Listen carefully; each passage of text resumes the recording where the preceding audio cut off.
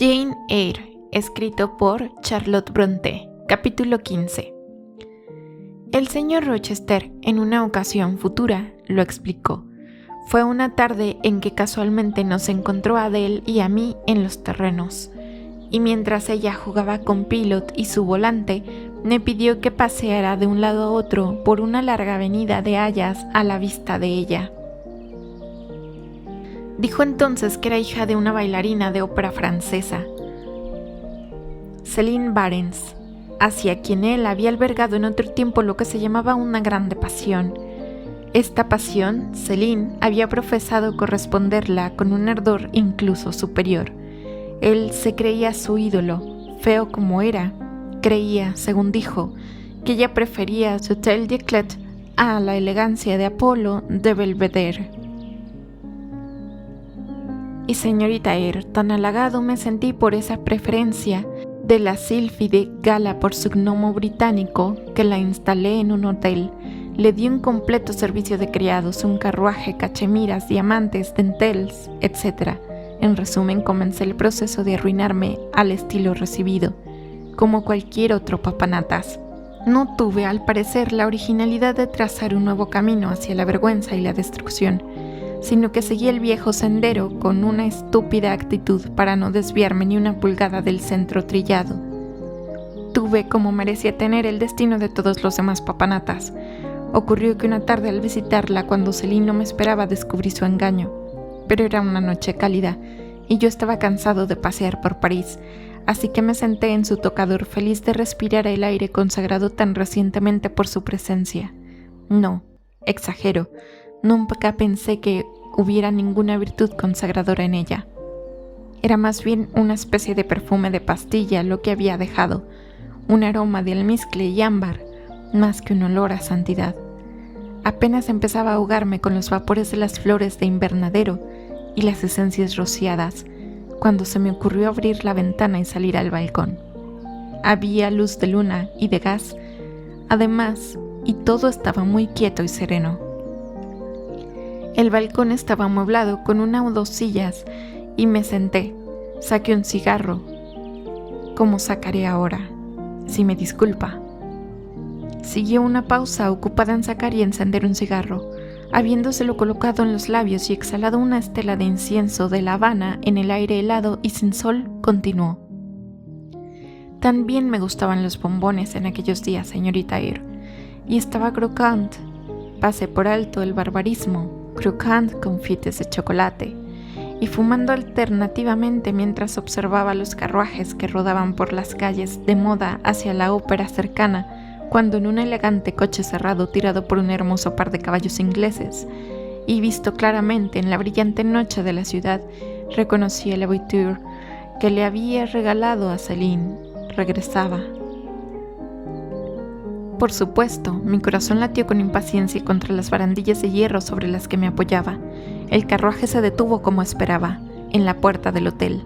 Mi llama, esa es la palabra exacta para una inamorata de la ópera, descendió, aunque envuelta en una capa, una carga innecesaria, por cierto, en una noche de junio tan cálida. La reconocí al instante por su pequeño pie, que se asomaba por el borde de su vestido mientras saltaba del estribo del carruaje. Inclinándome sobre el balcón, estaba a punto de murmurar «Mon ange», en un tono, por supuesto, que solo debería ser audible para el oído del amor, cuando una figura saltó del carruaje tras ella,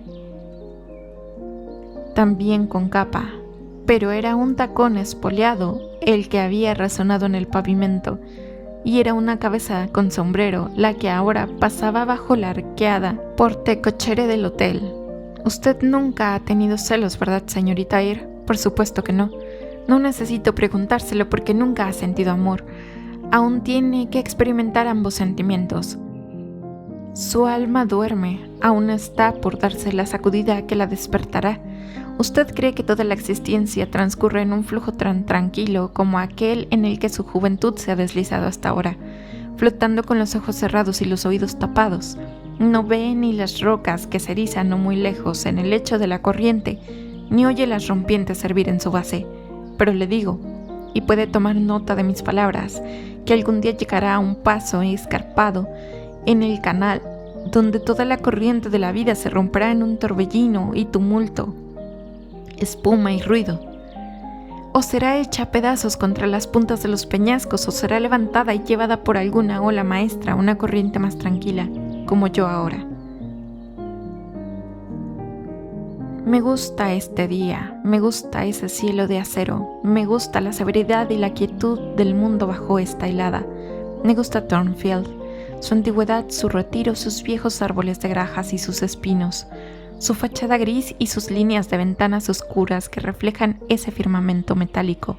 Y sin embargo, ¿cuánto tiempo había aborrecido la sola idea de él? Lo he rehuido como a una gran casa apestada. ¿Cómo lo aborrezco todavía? Apretó los dientes y guardó silencio. Detuvo su paso y golpeó con la bota el suelo duro.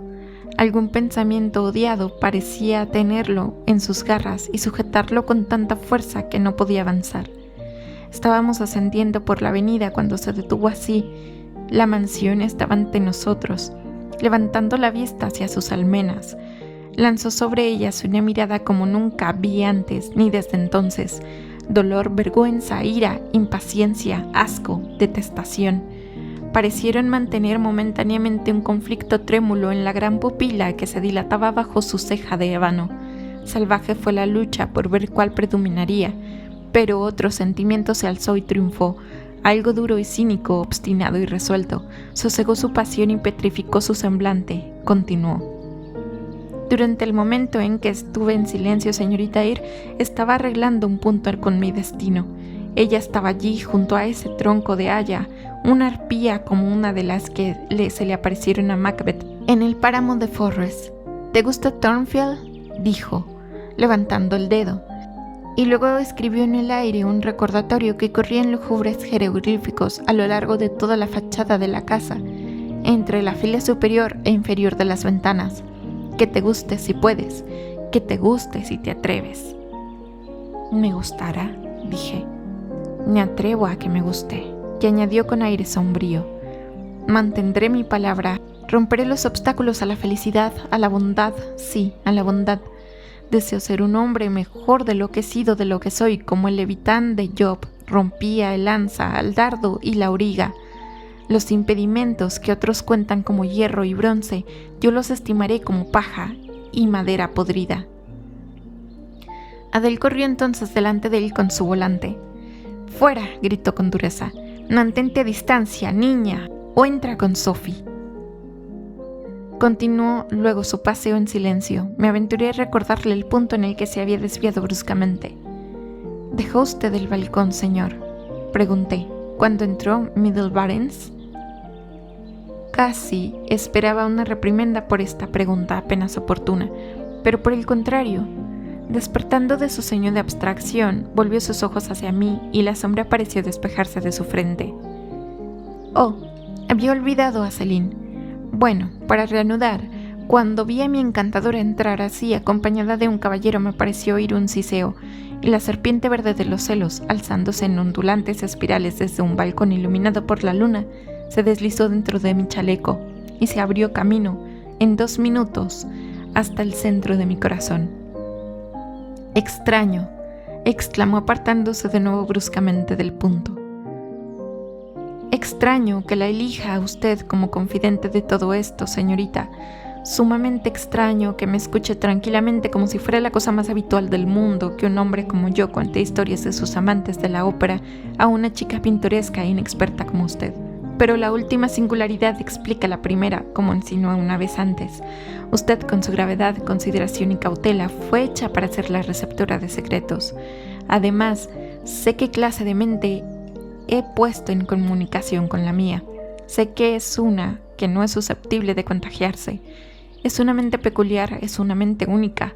Felizmente no tengo intención de dañarla, pero si lo hiciera no recibiría daño de mí. Cuanto más conversaremos usted y yo, mejor, pues mientras yo no puedo marchitarla, usted puede refrescarme».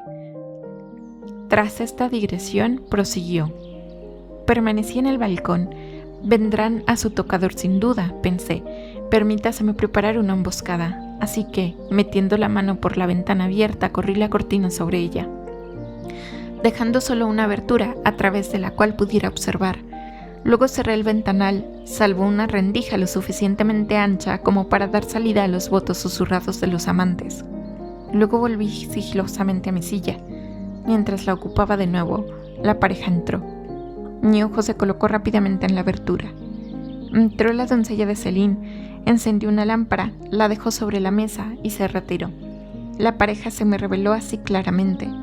Ambos se quitaron las capas y allí estaba la Varens, resplandeciente de satén y joyas, regalos míos por supuesto, y allí estaba su compañero con un uniforme de oficial, y lo reconocí como un joven rue de vizconde, un joven sin cerebro y vicioso, al que a veces había encontrado en sociedad y al que nunca había pensado en odiar porque lo despreciaba de manera tan absoluta.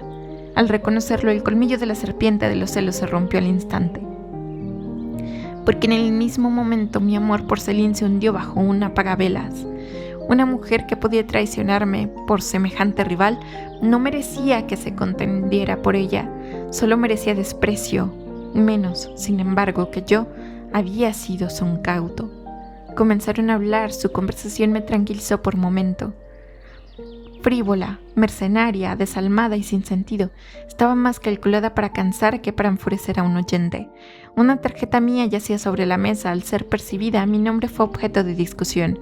Ninguno de los dos poseía la energía o el ingenio para denigrarme a fondo, pero me insultaron, tan groseramente como pudieron a su manera. Especialmente Céline, que incluso se volvió bastante brillante sobre mis defectos personales, deformidades. Los llamó.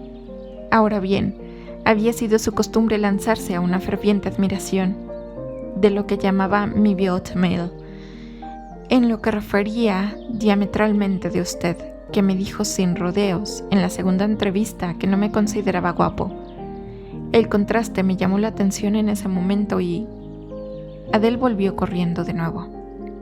Monsieur John acaba de venir a decir que su agente ha llamado y desea verlo. Ah, en ese caso debo abreviar. Abriendo la ventana, entré y lo sorprendí. Liberé a Céline de mi protección, le di aviso de que desalojara su hotel, le ofrecí una bolsa para las exigencias inmediatas, y se casó omiso de gritos, histerias, plegarias, protestas y convulsiones.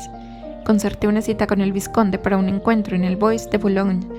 A la mañana siguiente tuve el placer de encontrarlo. Le dejé una bala en uno de sus pobres y enclenques brazos, débil como el ala de un pollo con papita, y luego pensé que había terminado con toda la pandilla. Pero por desgracia, la Varens 6 meses antes me había dado esta filet. Adele, quien afirmó ella, era mi hija, y quizás lo sea, aunque no veo pruebas de tan sombría paternidad escritas en su semblante. Pilot se parece más a mí que ella.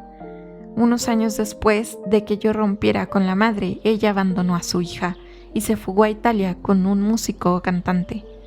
No reconocí ningún derecho natural por parte de Adele a ser mantenida por mí, ni lo reconozco ahora, pues no soy su padre, pero al oír que estaba completamente desamparada, saqué a la pobrecilla del fango y el lodo de París y la trasplanté aquí, para que creciera limpia en el suelo saludable de un jardín campestre inglés. La señora Fairfax la encontró a usted para educarla, pero ahora que sabe que es la descendiente ilegítima de una cantante de ópera francesa, quizás piense de otra manera sobre su puesto y su protegida. Vendrá a verme algún día con la noticia de que ha encontrado otro lugar, de que me ruega que busque una nueva institutriz, etc. No, Adele no es responsable ni de las faltas de su madre ni de las suyas. Siento aprecio por ella y ahora sé que está en cierto sentido sin padres, abandonada por su madre y repudiada por usted, señor. Me aferraré más a ella que antes. ¿Cómo podría preferir a la mascota mimada de una familia rica, que odiaría a su institutriz como a una molestia, a una pequeña huérfana solitaria que se apoya en ella como en una mejor amiga? Oh, esa es la luz con la que lo ve. Bueno, debo entrar ahora y usted también. Oscurece. Pero me quedé fuera unos minutos más con Adele y Pilot. Eché una carrera con ella y jugué un partido de bádminton. Cuando entramos y le había quitado el gorro y el abrigo, la tomé en mi regazo. La mantuve allí 1 hora, permitiéndole parlotear a su antojo, sin reprender siquiera algunas pequeñas libertades y trivialidades en las que era propensa a caer cuando se le prestaba mucha atención, y que delataban en ella una superficialidad de carácter, heredada probablemente de su madre, apenas congenial a una mente inglesa. Aún así tenía sus méritos, y yo estaba dispuesta a apreciar todo lo bueno que había en ella al máximo. Busqué en su semblante y en sus rasgos un parecido con el señor Rochester, pero no encontré ninguno. Ningún rasgo, ningún giro de expresión anunciaba parentesco. Era una lástima. Si tan solo se hubiera podido demostrar que se parecía a él, habría pensado más en ella. No fue hasta después de haberme retirado a mi propia cámara por la noche que repasé detenidamente en el relato que el señor Rochester me había contado. Como él había dicho, probablemente no había nada extraordinario en la sustancia de la narración en sí. La pasión de un inglés rico por una bailarina francesa y la traición de ésta hacia él eran asuntos cotidianos, sin duda, en la sociedad, pero había algo decididamente extraño en el paroxismo de emoción que se había apoderado de él de repente, cuando estaba expresando el contento presente de su ánimo y su recién reavivado placer en la vieja mansión y sus alrededores. Medité con asombro sobre este incidente, pero abandonándolo gradualmente al encontrarlo, por el momento inexplicable, pasé a considerar la manera de mi amo conmigo. La confianza que había considerado oportuno depositar en mí parecía un tributo a mi discreción. La consideré y la acepté como tal. Su comportamiento hacia mí había sido ahora durante algunas semanas más uniforme que al principio. Nunca parecía estorbarle. No tenía ataques de altivez glacial. Cuando me encontraba inesperadamente, el encuentro parecía bienvenido. Siempre tenía una palabra y a veces una sonrisa para mí. Cuando era convocada por invitación formal a su presencia, era honrada con una cordialidad de recepción que me hacía sentir que realmente poseía el poder de entretenerlo, y que estas confidencias vespertinas eran buscadas tanto para su placer como para mi beneficio. Yo en verdad hablaba comparativamente poco, pero lo oía hablar a él con deleite. Era su naturaleza ser comunicativo. Le gustaba abrir a una mente desconocedora del mundo atisbos de sus escenas y costumbres. No me refiero a sus escenas corruptas y costumbres malvadas, sino aquellas que derivan de su interés, de la gran escala en la que se representaban, la extraña novedad que las caracterizaba, y yo sentía un agudo deleite en recibir las nuevas ideas que ofrecía, en imaginar los nuevos cuadros que retrataba y en seguirlo en pensamiento a través de las nuevas regiones que revelaba, nunca sobresaltada o turbada por una sola alusión nociva. La soltura de sus modales me liberaba de una dolorosa restricción. La franqueza amistosa, tan correcta como cordial con la que me trataba, me atraía hacia él. Sentía a veces como si fuera mi pariente más que mi amo. Sin embargo, a veces todavía era imperioso, pero no me importaba. Veía que era su manera de ser. Tan feliz, tan gratificada me sentí con este nuevo interés añadido a la vida, que dejé de anhelar parientes. Mi delgada medialuna de destino pareció agrandarse. Los medios de la existencia me llenaron. Mi salud corporal mejoró. Gané carne y fuerza. ¿Y ahora el señor Rochester fue a mis ojos? No, lector. La gratitud y muchas asociaciones, todas placenteras y cordiales, hicieron de su rostro el objeto que más me gustaba ver. Su presencia en una habitación era más reconfortante que el fuego más brillante. Sin embargo, no había olvidado sus faltas. De hecho, no podía, pues él me las presentaba con frecuencia. Era orgulloso, sardónico, duro con la inferioridad de toda descripción. En el fondo de mi alma, sabía que su gran amabilidad conmigo se equilibraba con una injusta severidad hacia muchos otros. También era taciturno, inexplicablemente. Más de una vez, cuando me mandaban a leerle, lo encontraba sentado en su biblioteca, con la cabeza inclinada sobre los brazos cruzados, y cuando levantaba la vista, un ceño malhumorado, casi maligno, ennegrecía sus facciones. Pero creía que su mal humor, su dureza y sus antiguas faltas de moralidad, digo, antiguas, pues ahora parecía corregido de ellas, tenían su origen en algún cruel revés del destino. Creía que era por naturaleza un hombre de mejores tendencias, principios más elevados y gustos más puros que los que las circunstancias se habían desarrollado, la educación inculcado o el destino fomentado. Pensaba que había excelentes materiales en él, aunque por el momento estaban algo estropeados y enredados. No puedo negar que me apenaba su pena, fuera cual fuera, y habría dado mucho por mitigarla. Aunque ya había apagado mi vela y estaba acostada en la cama, no podía dormir pensando en su mirada, cuando se detuvo en la avenida y contó cómo su destino se había alzado ante él y lo había desafiado a ser feliz en Thornfield. ¿Por qué no?, me pregunté, que lo aleja de la casa. ¿La dejará de nuevo de pronto? La señora Fairfax dijo que rara vez se quedaba aquí más de 15 días seguidos y ahora lleva 8 semanas de residencia. Si se va, el cambio será desolador. Supongamos que estuviera ausente en primavera, verano y otoño. Qué de provistos de alegría aparecerán el sol y los buenos días. Apenas sé si me había dormido o no después de esta meditación. En cualquier caso me desperté de golpe al oír un vago murmullo peculiar y lúgubre que sonó. Me pareció justo encima de mí.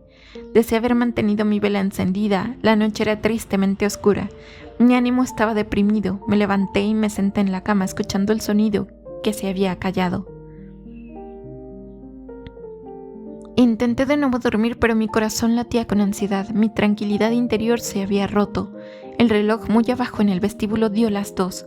Justo entonces me pareció que tocaban la puerta de mi cámara, como si unos dedos hubieran barrido los paneles buscando a tientas un camino por la galería oscura de fuera. Dije, ¿quién está ahí? Nada respondió. Me quedé helada de miedo. De repente recordé que podría ser Pilot, quien, cuando la puerta de la cocina quedaba abierta por casualidad, no con poca frecuencia, encontraba el camino hasta el umbral de la cámara del señor Rochester. Yo misma lo había visto yacer allí por las mañanas. La idea me calmó un poco. Me acosté. El silencio serena los nervios, y como una quietud ininterrumpida reinaba ahora de nuevo en toda la casa, comencé a sentir el regreso del sueño. Pero no estaba destinado que yo durmiera esa noche. Apenas se había acercado un sueño a mi oído cuando huyó despavorido, asustado por un incidente que helaba la médula. Fue una risa demoníaca, baja, reprimida y profunda, proferida al parecer en el mismo oído de la cerradura de la puerta de mi cámara. La cabecera de mi cama estaba cerca de la puerta, y al principio pensé que el reidor duende estaba junto a mi lecho, o más bien agazapado junto a mi almohada. Pero me levanté, miré a mi alrededor y no pude ver nada. Mientras seguía mirando, el sonido antinatural se reiteró, y supe que venía de detrás de los paneles. Mi primer impulso fue levantarme y echar el cerrojo. El siguiente volver a gritar, ¿quién está ahí? Algo gorgoteó y gimió. Al poco rato, unos pasos se retiraron por la galería hacia la escalera del tercer piso. Recientemente se había hecho una puerta para cerrar esa escalera. La oí abrirse y cerrarse y todo quedó en silencio. ¿Era esa Grace Poole? ¿Y está poseída por un demonio?, pensé. Imposible permanecer ahora más tiempo sola. Debo ir con la señora Fairfax. Me puse apresuradamente mi vestido y un chal y quité el cerrojo y abrí la puerta con mano temblorosa. Había una vela encendida justo fuera sobre la estera de la galería. Me sorprendió esta circunstancia, pero aún más me asombró percibir el aire bastante denso, como lleno de humo. Y mientras miraba a derecha e izquierda para encontrar a dónde provenían estas volutas azules, me di cuenta además de un fuerte olor a quemado. Algo crujió. Era una puerta entornada y esta puerta era la del señor Rochester, y el humo salía en una nube de allí. No pensé más en la señora Fairfax, no pensé más en Grace Poole ni en la risa. En un instante estaba dentro de la cámara. Lenguas de fuego danzaban alrededor de la cama. Las cortinas estaban en llamas, en medio del resplandor, y el vapor, y el señor Rochester yacía inmóvil, en un sueño profundo. ¡Despierte, despierte!, grité.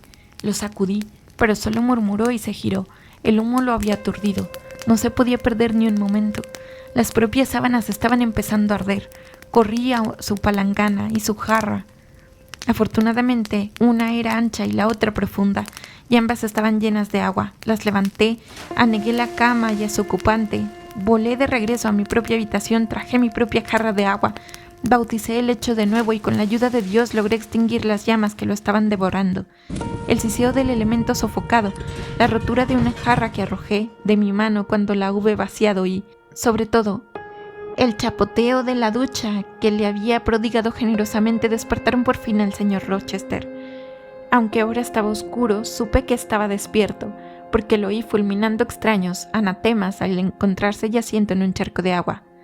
¿Hay una inundación?, gritó. No, señor, respondí, pero ha habido un incendio. Levántese, por favor, ya está usted apagado. Le traeré una vela. En nombre de todos los duendes de la cristiandad, ¿es esa Jane Eyre?, demandó. ¿Qué has hecho conmigo, bruja hechicera? ¿Quién hay en la habitación además de ti? ¿Has conspirado para ahogarme? Le traeré una vela, señor, y en el nombre del cielo levántese. Alguien ha conspirado algo. No puede descubrir demasiado pronto quién es y qué es. Ea, ya estoy levantado. Pero a tu propio riesgo traigas una vela todavía. Espera 2 minutos a que me ponga alguna ropa seca, si es que hay alguna seca. Sí, aquí está mi bata. Ahora corre. Corrí, traje la vela, que aún quedaba en la galería. La tomó de mi mano, la alzó y examinó la cama toda ennegrecida y chamuscada. Las sábanas empapadas, la alfombra alrededor nadando en agua. ¿Qué es y quién lo hizo?, preguntó. Le relaté brevemente lo que había ocurrido, la extraña risa que había oído en la galería, los pasos que subían al 3er piso, el humo, el olor a fuego que me había conducido a su habitación, en qué estado había encontrado las cosas allí y cómo había negado con toda el agua de la que pude echar mano. Él escuchó muy gravemente. Su rostro, a medida que yo avanzaba, expresaba más preocupación que asombro. No habló de inmediato cuando hube concluido. ¿Llamó a la señora Fairfax?, pregunté. La señora Fairfax, no. ¿Para qué diablos la llamaría? ¿Qué puede hacer ella? Déjala dormir sin ser molestada. Entonces traeré a Lea y despertaré a John y a su esposa. En absoluto, quédese quieta. Lleva un chal. Si no tiene suficiente calor puede coger mi capa de allí. Envuélvase en ella y siéntese en el sillón. Ea, se la pondré. Ahora coloque los pies en el taburete para mantenerlos fuera de lo mojado. Voy a dejarla unos minutos. Me llevaré la vela. Permanezca donde está hasta que yo vuelva, quieta como un ratón. Debo hacer una visita al 2.º piso. No se mueva, recuerde, ni llame a nadie. Se fue. Observé cómo se retiraba la luz. Subió por la galería muy fuertemente. Abrió la puerta de una escalera con el menor ruido posible. La cerró tras de sí, y el último rayo se desvaneció. Me quedé en total obscuridad. Escuché en busca de algún ruido, pero no oí nada. Pasó mucho tiempo, me cansé. Hacía frío a pesar de la capa, y además no veía la utilidad de quedarme, ya que no debía despertar la casa. Estaba a punto de arriesgarme al disgusto del señor Rochester desobedeciendo sus órdenes cuando la luz volvió a brillar débilmente en la pared de la galería, y oí sus pies descalzos pisar la estera. Espero que sea él, pensé, y no algo peor. Volvió a entrar, pálido y muy sombrío. Lo he descubierto todo, dijo, dejando la vela en el lavabo. Es como pensaba. ¿Cómo, señor? No respondió, sino que permaneció con los brazos cruzados mirando el suelo. Al cabo de unos minutos inquirió con un tono bastante peculiar. He olvidado si dijo usted que vio algo cuando abrió la puerta de su cámara. No, señor, solo el candelero en el suelo. Pero oyó una risa extraña. Habrá oído esa risa antes, creo, o algo parecido. Sí, señor. Hay una mujer que cose aquí llamada Grace Poole. Ella ríe de esa manera. Es una persona singular. Exacto, Grace Poole lo ha adivinado. Es como usted dice, singular, muy singular. Bueno, reflexionaré sobre el asunto. Mientras tanto, me alegro de que sea usted la única persona, además de mí, que conoce los detalles precisos del incidente de esta noche. No es usted una tonta parlanchina, no diga nada al respecto. Yo daré cuenta de este estado de las cosas, señalando la cama. Y ahora, vuelva a su habitación. Me las arreglaré muy bien en el sofá de la biblioteca por el resto de la noche. Son casi las 4. En 2 horas los criados estarán levantados. Buenas noches entonces, señor, dije marchándome. Pareció sorprendido de manera muy inconsciente, ya que acababa de decirme que me fuera. ¿Cómo?, exclamó. ¿Ya me abandona y de esa manera? Usted dijo que podía irme, señor. Pero no sin despedirse, no sin 1 o 2 palabras de reconocimiento y buena voluntad. No, en resumen, de esa manera breve y seca. Vamos, me ha salvado la vida, me ha arrancado de una muerte horrible y atroz, y pasa a mi lado como si fuéramos 2 extraños. Al menos deme la mano. Extendió la mano, yo le di la mía. La tomó primero en una, luego en las 2 suyas. Me ha salvado la vida. Siento un placer en deberle una deuda tan inmensa. No puedo decir más. Ningún otro ser que exista me habría sido tolerable en el carácter de acreedor por tal obligación. Pero usted es diferente. No siento sus beneficios como una carga, Jane. Hizo una pausa, me miró fijamente. Unas palabras casi visibles temblaron en sus labios, pero su voz fue contenida. Buenas noches de nuevo, señor. No hay deuda, ni beneficio, ni carga, ni obligación en este caso. Sabía, continuó, que me haría bien de alguna manera en algún momento. Lo vi en sus ojos cuando la vi por primera vez, su expresión y su sonrisa. No, de nuevo se detuvo. No, prosiguió apresuradamente. Golpearon mi corazón más íntimo con deleite por nada. La gente habla de simpatías naturales. He oído hablar de genios buenos. Hay granos de verdad en la fábula más descabellada. Mi querida Salvadora, buenas noches. Había una extraña energía en su voz, un extraño fuego en su mirada. Me alegró de haber estado despierta por casualidad, dije, y luego me disponía a irme. ¿Cómo? ¿Se va a ir? Tengo frío, señor. ¿Frío? Sí, y de pie en un charco. Váyase entonces, Jane, váyase. Pero aún retenía mi mano y no pude liberarla. Se me ocurrió un expediente. Creo que oigo a la señora Fairfax moverse, señor, dije. Bueno, déjeme. Relajó los dedos y me fui. Volví a mi lecho, pero ni pensé en dormir. Hasta que amaneció fui zarandeada en un mar boyante pero inquieto donde las olas de zozobra rodaban bajo oleadas de alegría. A veces creía ver más allá de sus aguas salvajes una orilla, dulce como las colinas de Beulah, y de vez en cuando un viento fresco, despertado por la esperanza, llevaba mi espíritu triunfalmente hacia el destino. Pero no podía alcanzarlo, ni siquiera en la fantasía. Una brisa contraria soplaba desde tierra y me empujaba continuamente hacia atrás. El sentido se resistía al destino. El juicio advertía a la pasión, demasiado febril para descansar. Me levanté tan pronto como amaneció.